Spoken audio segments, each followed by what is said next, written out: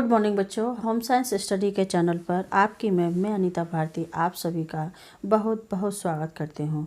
बच्चों, आज 9th class की सामाजिक विज्ञान में ही आज हम जिस टॉपिक का अध्ययन करने वाले हैं उस टॉपिक का नाम है रूस के सामाजिक, आर्थिक और राजनीतिक हालात या 1905 से पहले कैसे थे। तो चलिए बच्चों स्टार्ट करते हैं कि 1905 से पहले रूस के सामाजिक और आर्थिक और राजनीतिक हालात कैसे थे। तो 1905 से पहले तक रूस में सामंती व्यवस्था पूर्ण रूप से समाप्त हो चुकी थी। उस समय समाज में सामंतों के स्थान पर मध्यम वर्ग का बोलबाला था। 1905 से पहले रूस के सामाजिक, आर्थिक तथा राजनीतिक हालातों में जो परिवर्तन हुए उसका वर्णन हम इस प्रकार कर सकते हैं। तो सबसे पहले लेते हैं आर्थिक तथा सामाजिक स्थिति। तो आर्थिक तथा सामाजिक स्थिति में उन दिनों रूस की जो आबादी थी उसका अधिकांश जो भाग था रूस की आबादी का वो खेती पर निर्भर था, यानी कि अधिकांश भाग खेती किसानों पर निर्भर था। लगभग 85% जनता खेती करती थी। रूस की जो आबादी थी उसका जो अधिकांश जो भाग था यानी कि लगभग 85% जनता खेती करती थी। इसी कारण रूस खाद्यान्न का निर्यातक था, यानी कि जो खाद्य सामग्री पैदा होती थी तो वो निर्यात भी करता था। उद्योग बहुत कम विकसित थे। जो उद्योग धंधे होते हैं ना वो उस समय विकसित थे, लेकिन इतने नहीं थे। लेकिन उस समय खेती ज़्यादा होती थी। सेंट पीटर्सबर्ग और मॉस्को प्रमुख औद्योगिक क्षेत्र थे। अधिकांश कारखाने उद्योगपतियों की निजी संपत्ति थे। मजदूरों को न्यूनतम वेतन मिलता था, यानी कि न्यूनतम का मतलब बहुत ही कम। मजदूरी ज़्यादा लेते थे और वेतन कम मिलता था। और काम की पाली के जो घंटे जो होते थे वो ज़्यादा होते थे। इस बात का ध्यान सरकारी विभाग रखता था। कारखानों में मजदूर 10-12 घंटे की पालियों में काम करते थे। सामाजिक स्तर पर मजदूर बटे हुए थे। कुछ मजदूर अपने मूल गांवों के साथ भी संबंध बनाए हुए थे, तो कुछ बहुत से मजदूर स्थायी रूप से शहरों में वहीं बस चुके थे काम की वजह से। क्योंकि काम वहाँ पे करते थे तो दूर दूर के शहरों से आके बसे हुए थे या रोज़ का आना जाना नहीं हो पाता था। अच्छा, अब चलिए दूसरा कारण देखते हैं। इसमें दूसरा जो कारण था, जो राजनीतिक जो हालात थे उसके, तो वो ये थे। जो रूस में निरंकुश जार का राजवंश का शासन था, यानी कि जार का शासन चल रहा था। अन्य यूरोपीय शासकों के विपरीत, यानी कि 20वीं सदी को प्रारंभ में भी जार राष्ट्रीय संसद के अधीन नहीं था, है ना। उदारवादियों ने इस स्थिति को समाप्त करने के लिए बड़े पैमाने पर मुहिम चलाई और पादरी गैपोन के नेतृत्व में मजदूरों का एक जुलूस जार के सामने पहुंचा। तो पुलिस और कोसैक्स ने मजदूरों पर हमला कर दिया। इस घटना में 100 से ज़्यादा मजदूर मारे गए थे।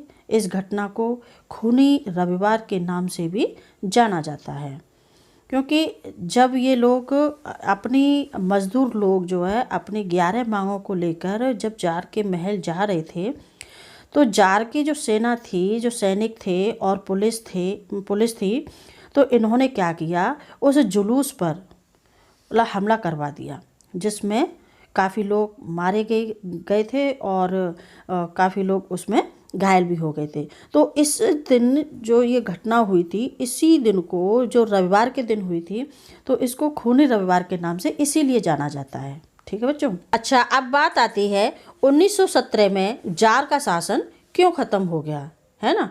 तो 1917 में जार के शासन के समाप्त होने में जो कारण उत्तरदायी थे वो इस प्रकार हैं। देखिए, तो सबसे पहला कारण था जार ने अपनी जो साम्राज्यवादी इच्छाओं की पूर्ति के लिए देश को प्रथम विश्व युद्ध में झोंक दिया। यानी कि वो अपने शासन को चलाने के लिए और अपने आप को मतलब राजगद्दी पर बैठने के लिए, है ना, तो वो कुछ भी कर सकता था। तो उसने क्या किया, प्रथम विश्व युद्ध जो हुआ था उसमें उसने अपने देश को उसमें झोंक दिया। परंतु लेकिन वह मोर्चे पर लड़ रहे सैनिकों पर अपना पूरा नियंत्रण नहीं रख सका। तो इसका परिणाम क्या हुआ, रूसी सेना बुरी तरह पराजित हुई और फरवरी 1917 तक उसके 6 लाख सैनिक मारे गए थे। इससे लोगों के साथ साथ सेना में भी असंतोष फैल गया। आम नागरिक भी इस घटना से सहम उठे।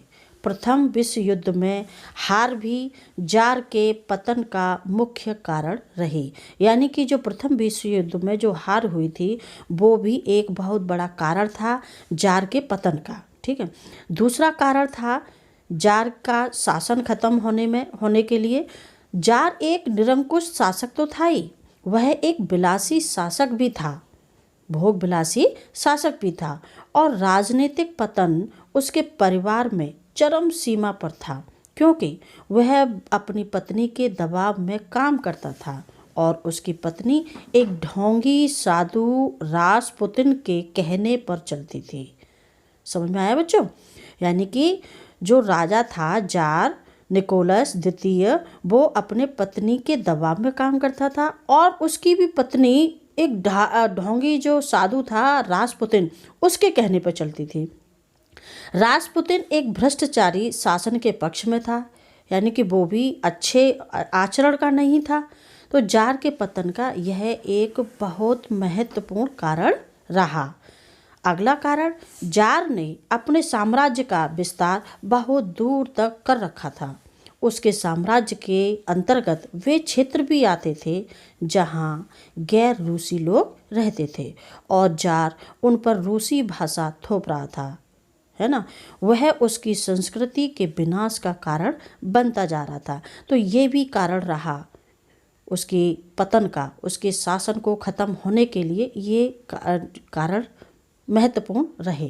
ठीक है। तो बच्चों, ये था सबसे पहले हमने जो अध्ययन किया था वो था रूस के सामाजिक और आर्थिक और राजनीतिक हालात 1905 से पहले कैसे थे।